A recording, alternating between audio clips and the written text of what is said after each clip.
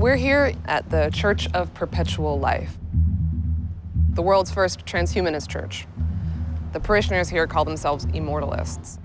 They believe that science and technology are the key to extending human life with the ultimate goal of immortality, physical immortality. Who says I have to die? Death is horror.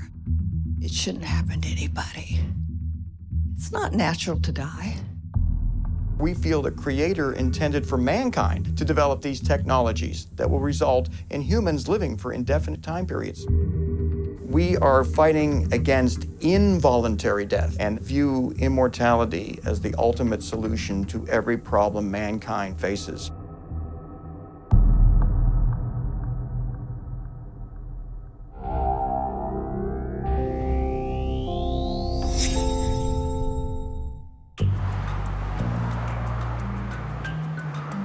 When I was very young, I was trying to understand what death is, so I asked my dad, I said, what is it like to die? And he said, lay on the ground, close your eyes, and you can't feel, you can't think anything. You're dead. When you're dead, you're dead. So after that sad moment of fully fathoming death for the first time, I decided to study the causes of aging so that I could live indefinitely. Don't you think that dying is the one thing that happens to all of us, so it brings us all together? No.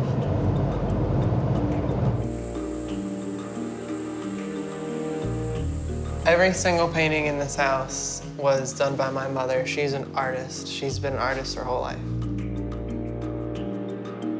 She writes Cox on all of her paintings, which is her last name.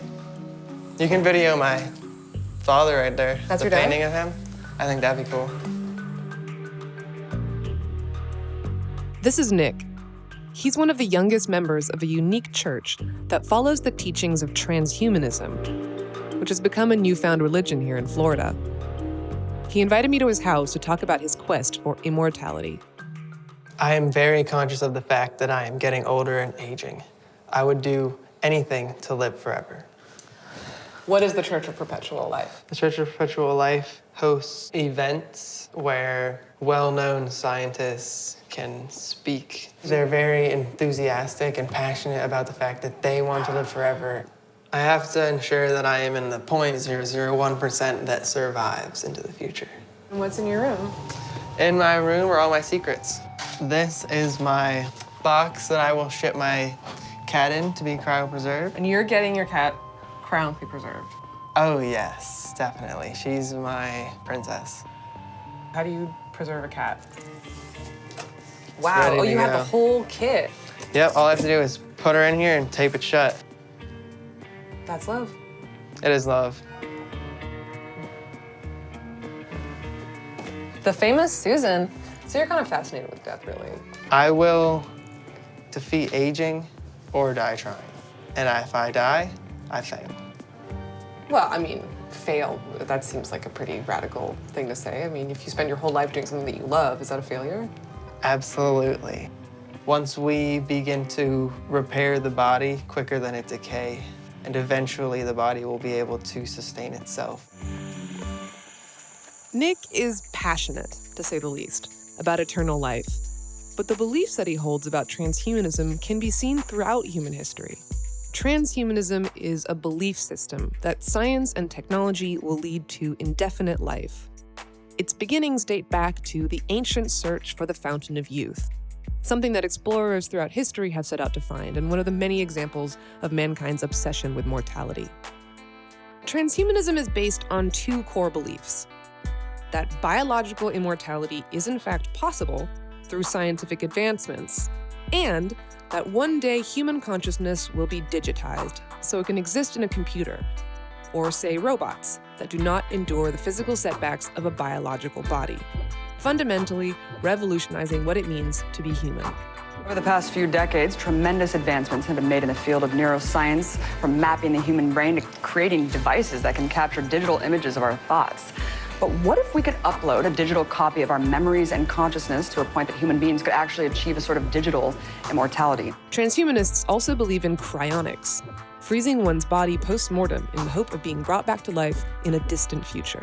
A freezing liquid replaces the blood supply, and the subject is wrapped in aluminum foil and placed in a capsule at 220 degrees below 0 centigrade. The fundamental groundwork of transhumanism was first laid in the 1920s by the British geneticist J.B.S. Haldane, who wrote an essay called Science and the Future. He predicted that there would be great benefits from advancements in sciences to human biology, but he also predicted that every one of those advances would first be seen as blasphemy or perversion. Through such operations, impossible 10 years ago, the physical and mental health of many are being restored. Haldane's essay inspired a biologist by the name of Julian Huxley, who's widely known as the founder of transhumanism.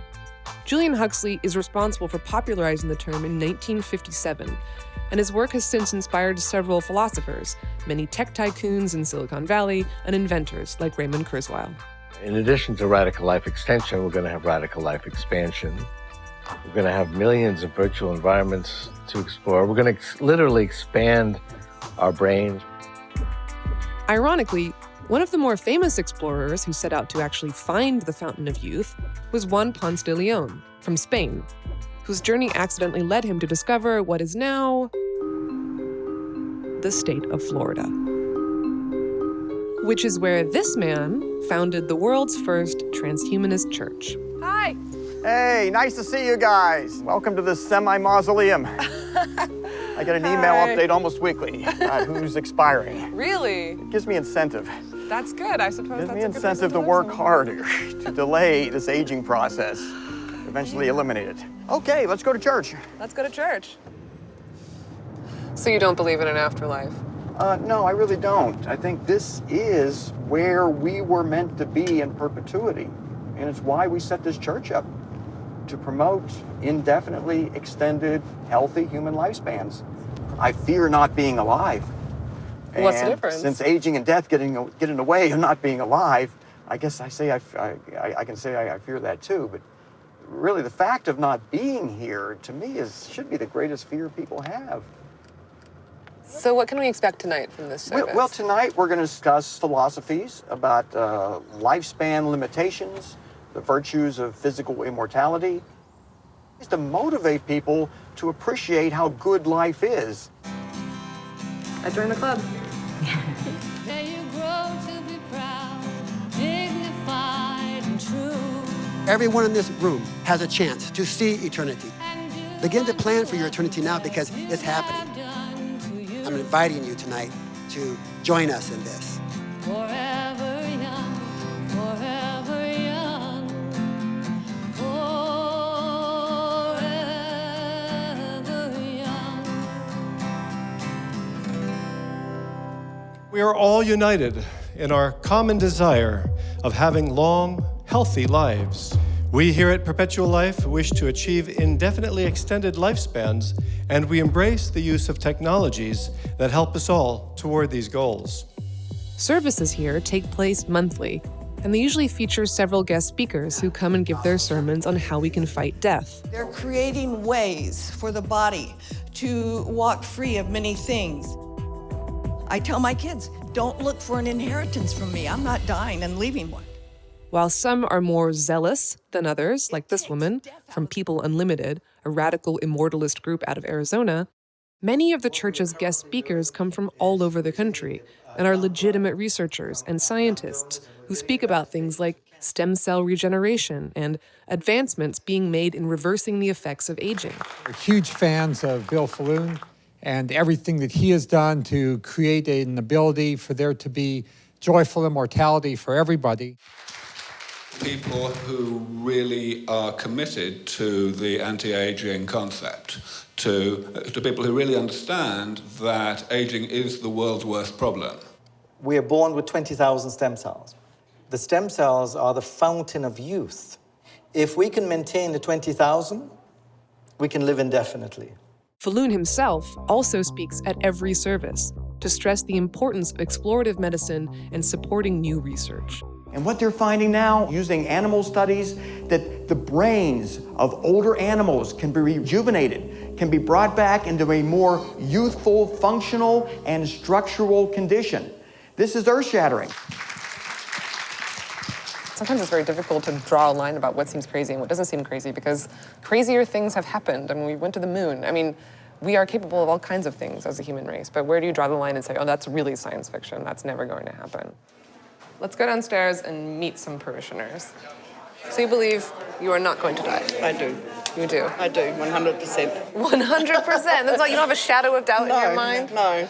That must be a very liberating feeling. It is. I feel privileged to be around this environment that all the time reminds me that I'm physically mortal. There's ways to enhance who we are and what we're going for. You don't have to be afraid of anything. There's nothing to be afraid of. What appeals to you about immortality? What would you do with your life if you knew that you could live? I want to see the future. I'm going for 150 and beyond. So what do you do to make it to 150? Once you perfect repair of your DNA and your body, then life is indefinite. Why do you think it's so hard for people to wrap their heads around this as a concept? I think they don't believe it. As a comparison, you take antibiotics or heart surgery, and those were radical things when they came out, and people didn't want to take them. And so life extension is a lot like that now. He has a point. From bionic transplants to new age medical procedures and huge advancements in medicine, science and technology remain the most efficient way to extend the human lifespan. Back in the 40s, people were only living to be about 59 years old, and today's life expectancy is upwards of 80. So is it really crazy to think we couldn't extend it well beyond that? In a way, believing in the future of science seems more reliable than other religions that are focused on things like reincarnation, an afterlife, or the mythical place called heaven. So this is how much food you eat every day? I eat very little. Bill practices a form of extremely restricted calorie intake. There's some scientific research that suggests that people who eat less calories can live longer, healthier. So Bill only eats one meal a day, tries to keep it under 1,200 calories. I think that's half of what people normally eat. When I say normal, that's just healthy people. Bill also has a passion for taking vitamins and off-label prescription drugs, something he openly encourages during church services. This is a prescription drug. It's called metformin. It's prescribed for type 2 diabetics. I'm not diabetic. We urge all of our members to beg their doctors to please prescribe metformin because it has been documented to slow certain aspects of aging. Now, all of these are just vitamins that people take, multi, fish oil. I've already taken probably the equivalent of 40 or 50 pills already. In addition to being a devoted missionary of science, Falun is also a serious entrepreneur. The pills he's taking are actually from a company that he started in the 80s called Life Extension. The company has a foundation and a buyer's club. The buyer's club has over 100,000 members and has generated millions of dollars by selling vitamins and supplements. We've just all become members of Life Extension, which I'm really excited about because I love their products. Do you want to look better, feel younger, and live longer? Well, you've come to the right place. Welcome to Life Extension. We have over 350 science-based supplements that you can use, and as a member, you'll get 25 to 50% discount on all of them. Life Extension has made Falun and his partner Saul Kent pretty wealthy, but also pretty controversial. In 1991, the FDA came down on them for conspiring to distribute off-label drugs and supplements to club members. Millions of Americans suffer and die each year because of the FDA's inability to do what it's supposed to. Falun took the FDA to court, and after several years of litigation, he won. Then, in 2013, the IRS revoked the 501c3 nonprofit status of the foundation, claiming that they were donating large funds to organizations that directly link back to Falun and Kent. Soon afterwards, they founded this church, which they claim is just a meeting place for like-minded individuals. But since churches don't generally file taxes or financial disclosure forms, it could be seen as a way for them to work around their tax-exempt status laws. Falun adamantly claims that the foundation, the Buyers Club, and the church are all completely separate entities. After leaving the church service, I reached out to the corporate office of the Life Extension Foundation, who declined my request for an interview. So I decided to check out one of their retail stores. We just want to talk about nutritional supplements. No, you can't come in and the place is being called. Okay, okay. I think they just do not want to be part of this documentary at all, do not want to be associated with the Church of Perpetual Life or transhumanism. I wanted to understand why we've never been able to fully accept death as a part of life. So I met up with Dr. Bayok, a physician who treats patients who are in their final stages of life. In American culture, certainly mainstream culture, we avoid talking about illness and dying and thinking about it in many, many ways.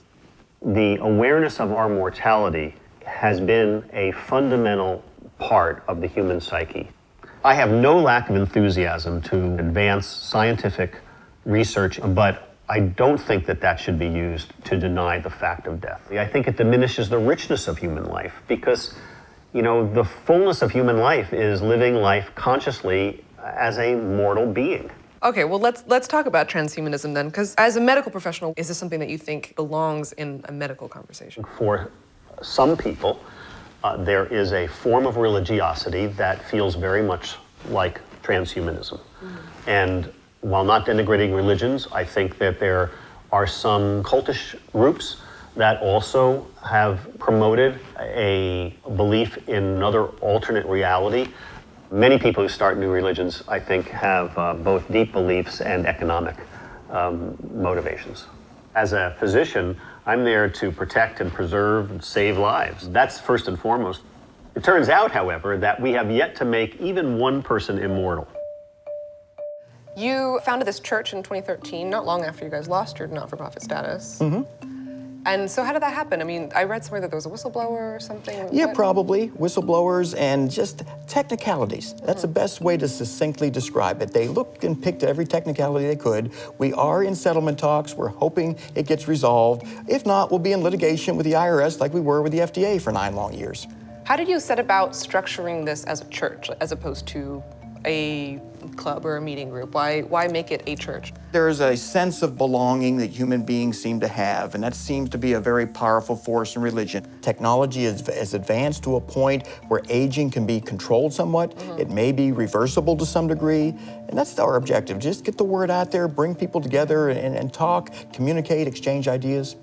But churches are tax exempt. Yes. Right, but you don't really do any financial dealings through the church? We don't. The church is just here as a community center for people who are interested in transhumanism. Well, any kind of better health, biological immortality, or transhumanism.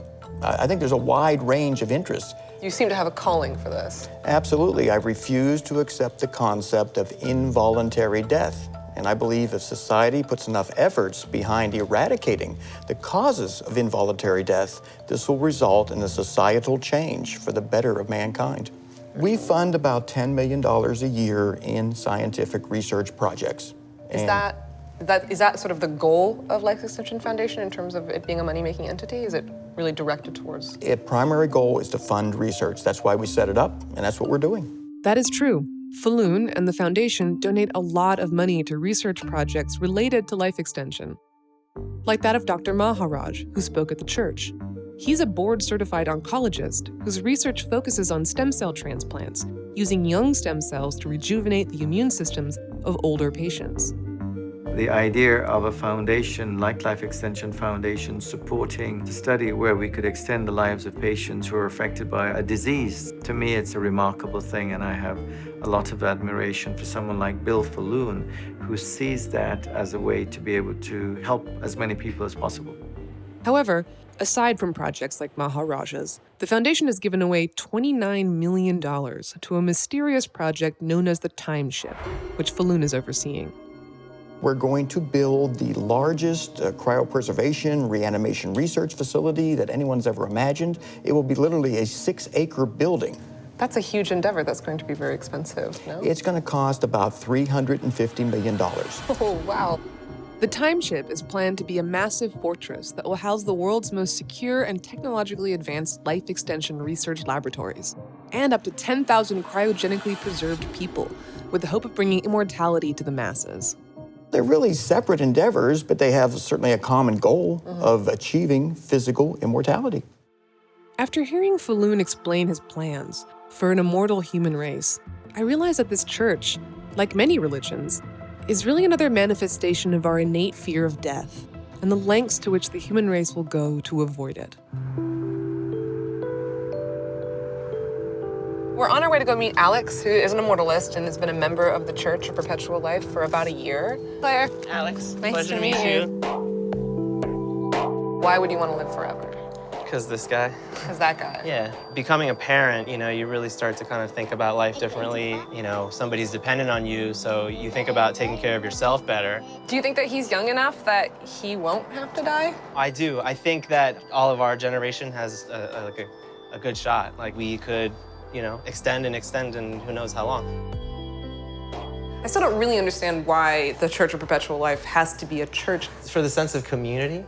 So, for example, like me, I would consider myself an atheist, but that's one thing that is definitely lacking within the atheist community, so to speak. There really is no fellowship. What was your first take on Bill Falloon? Just a really smart guy, genuine too. Yeah? He comes across to me as just really somebody who is not just your average entrepreneur, but he's trying to make a difference in the world. It's not just about making money. Alex seems like a pretty normal guy, just looking for a place to belong, which I think the church provides for him. He seems to be totally aware of the fact that the Life Extension Foundation makes millions of dollars from the sale of nutritional supplements. He remains a big supporter of Bill Falloon. If you ever felt like you were being misguided or led astray by Bill or by anyone else there? No, definitely not any more than any other church I've ever been to.